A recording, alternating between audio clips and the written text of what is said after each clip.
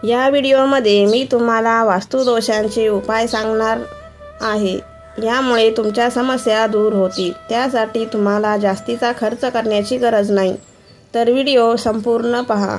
नमस्कार मंडळी, स्वागत आहे तुमचं माझ्या श्री स्वामी या यूट्यूब चॅनलमध्ये। चॅनलवर जर तुम्ही नवीन असाल तर चॅनलला सबस्क्राईब करा। व्हिडिओ पाहत असताना व्हिडिओला लाईक करा आणि कमेंट्समध्ये रामकृष्ण हरी नक्की लिहा।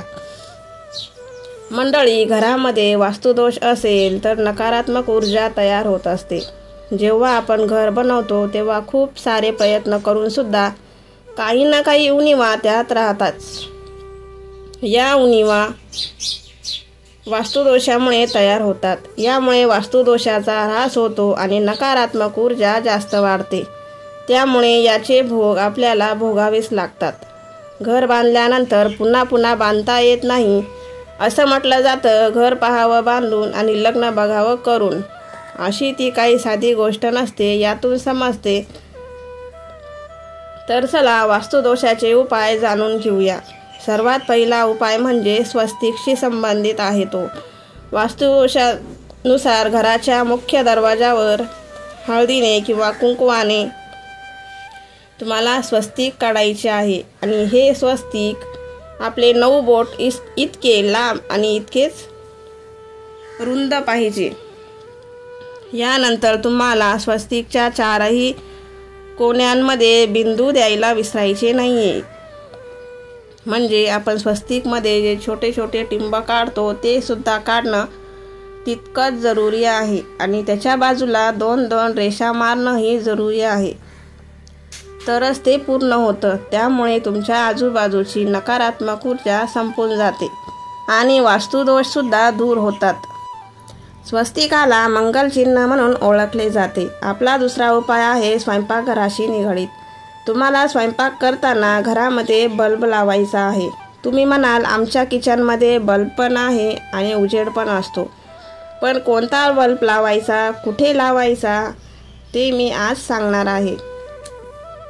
वास्तुशास्त्रानुसार स्वयंपाकघर खूपच खास मानलं जातं, जिथं अन्नपूर्णेचा वास असतो।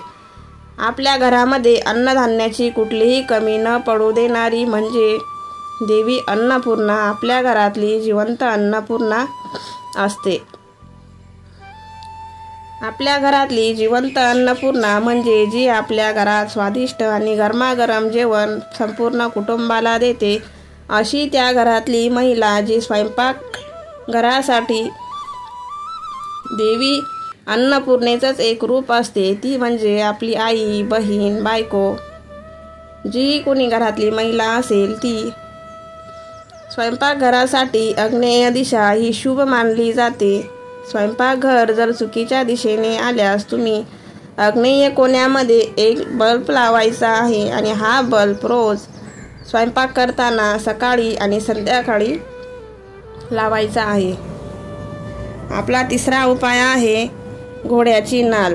घोड्याची नाल आपल्या सर्वांना माहीतच आहे आणि आपण सर्वांनीच ती बघितलेली असते। जसे जुन्या काळातली जी घरं आहेत त्यांच्या उंबरठ्यावर लावलेली असायची किंवा घराच्या दरवाजावर लावलेली असायची।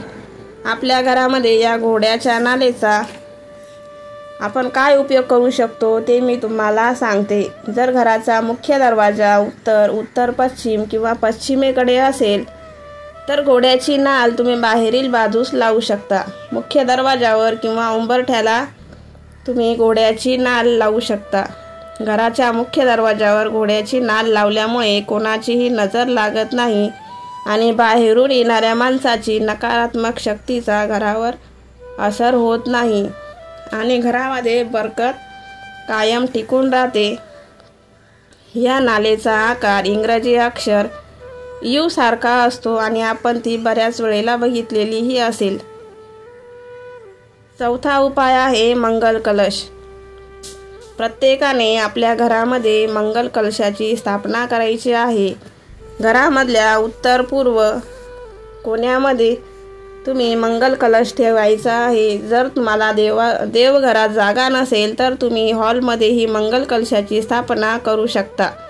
मंगल कलश हा गणपतीचं स्वरूप म्हणून आपण मंगल कलशाची स्थापना करू शकतो। गणपती बाप्पा जे विघ्ननाशक आहेत। आपल्या घरावर त्यांची कृपादृष्टी कायम राहावी, घरातील संकटे दूर व्हावीत यासाठी आपल्या मुलाबाळांना चांगली बुद्धी मिळो, त्यांची अभ्यासात प्रगती हो, तर गणपतीचा रूप म्हणून आपण हॉलमध्येही मंगल कलशाची स्थापना करू शकतो।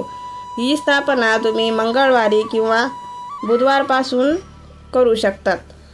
5वा आणि शेवटचा उपाय आहे तुमच्या शौचालया संबंधित आहे। हा तुमचं शौचालय किंवा आंघोळ करण्याचं बाथरूम ते जर वास्तुशास्त्रानुसार योग्य दिशेला नसेल तर मग तुम्ही काचेच्या बरणीमध्ये जे आपलं खडे मीठ असतं किंवा आपण जाड मीठ म्हणतो ते एका काचेच्या बरणीत किंवा चिनी मातीच्या छोट्याशा बरणीत ठेवायचं आहे।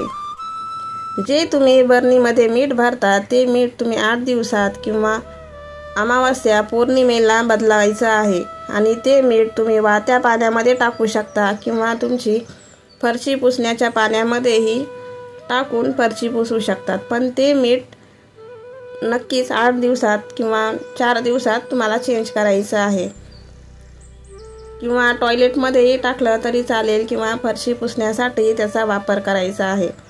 त्यानंतर ती बॉटल परत स्वच्छ करायची आहे आणि पुन्हा ते मीठ त्याच्यामध्ये भरून ठेवायचं आहे। त्याचबरोबर सकाळ संध्याकाळ घरामधल्या देवघरात किंवा तुळशीमध्ये दिवा लावायचा आहे। संध्याकाळी 2 कापराच्या वड्या जाळून त्याचाही धूर तुम्ही घरामध्ये करू शकतात किंवा कापराच्या वड्यांसोबत 2 कापराच्या वड्या आणि 2 लवंगाही तुम्ही जाळू शकतात। यामुळे तुमच्या घरातली नकारात्मक ऊर्जा निघून जाते आणि घरामध्ये पॉझिटिव्ह एनर्जी टिकून राहते। चला तर आजचा व्हिडिओ तुम्हाला आवडला असेल, थोडाही हेल्पफुल वाटत असेल तर व्हिडिओला लाईक आणि चॅनलला सबस्क्राईब नक्की करा। व्हिडिओ पूर्ण बघितल्याबद्दल तुमचे मनापासून आभार।